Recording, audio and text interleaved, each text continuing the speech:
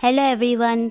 मोई बिना व्हीलचेयर के मोया के साथ खेल रहा था, तो उसे ऐसे अपने पैरों पर खड़े हुए देखकर उसकी मॉम बोलती है, डॉक्टर शू, अच्छा हुआ कि आपने मुई के ऐसे टाइम में उसका इलाज किया, तो आपकी वजह से आज मुई अपने खुद के पैरों पर चल पा रहा है। मैं कितने टाइम से उसे ऐसे देखने के लिए तरस रही थी। डॉक्टर शू बोलती है, ये मेरी वजह से नहीं, ये मिस्टर मू के खुद के एफर्ट्स है, लेकिन अभी भी वो एक नॉर्मल पर्सन की तरह लंबे टाइम तक चल नहीं पाएंगे। वो हमेशा रिकवर करने की प्रैक्टिस तो करते रहते हैं। तभी वहाँ पर मोई आ जाता है और बोलता है, मैं सब कुछ सुन रहा हूँ कि तुम मेरे बारे में गलत बातें कर रही हो। डॉक्टर शू मूचेन की मॉम को बोलती है, आप नोटिस करोगे कि 1 साल के अंदर ही वो नॉर्मल इंसानों की तरह चल पाएंगे। उसके बाद से उन्हें व्हीलचेयर की कोई ज़रूरत नहीं पड़ेगी। तो मोई को गुस्सा आ जाता है। वो बोलता है, कुछ भी कहना हो तो मुझे कहो ना, मॉम से क्यों कह रही हो। डॉक्टर शो फिर से मूचेन की मॉम को बोलती है कि मैं इस जॉब को छोड़ना चाहती हूँ। तभी वहाँ पर जिंग शाओ और मूचेन आ जाते हैं और वो दोनों भी ये बात सुन लेते हैं। जिंग बोलती है, तुम अचानक जॉब क्यों छोड़ना चाहती हो। मोचेन की मॉम बोलती है, तुमने तो ये कहा था ना कि तुम मू फैमिली की फैमिली डॉक्टर हो, तो फिर तुम इस जॉब को क्यों छोड़ना चाहती हो।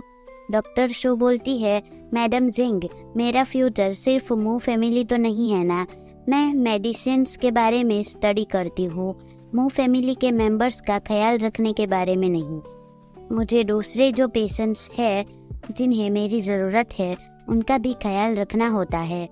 तो मुझे गुस्से में बोलता है, तुम यहाँ से जाना चाहती हो राइट, कहीं तुम यहाँ से जाकर अपने साइलेंट लवर के पास तो नहीं जाने वाली ना। डॉक्टर शो बोलती है, मुझे जो चाहिए था वो मैंने बता दिया, मैं अब और मू फैमिली की डॉक्टर बनकर नहीं रहना चाहती। सच बात बताऊं तो मुझे आप लोगों जैसे अमीर लोग नहीं पसंद। मुई उससे पूछता है, तो तुम टी सिटी छोड़कर चली जाओगी। डॉक्टर सू बोलती है, नहीं। तो मुई उसे कहता है, तो तुम डॉक्टर रेन को बोल देना कि तुम्हारी जगह पर वो आ जाए। डॉक्टर सू बोलती है, वापस आने के बाद मैं उन्हें बता दूंगी, तुम उन पर भी मेरी तरह गुस्सा मत दिखाते रहना। और डॉक्टर रेन का नाम सुनकर ये दोनों अलर्ट हो जाते हैं। जिंग बोलती है, डॉक्टर सू, क्या तुम डॉक्टर रेन को जानती हो।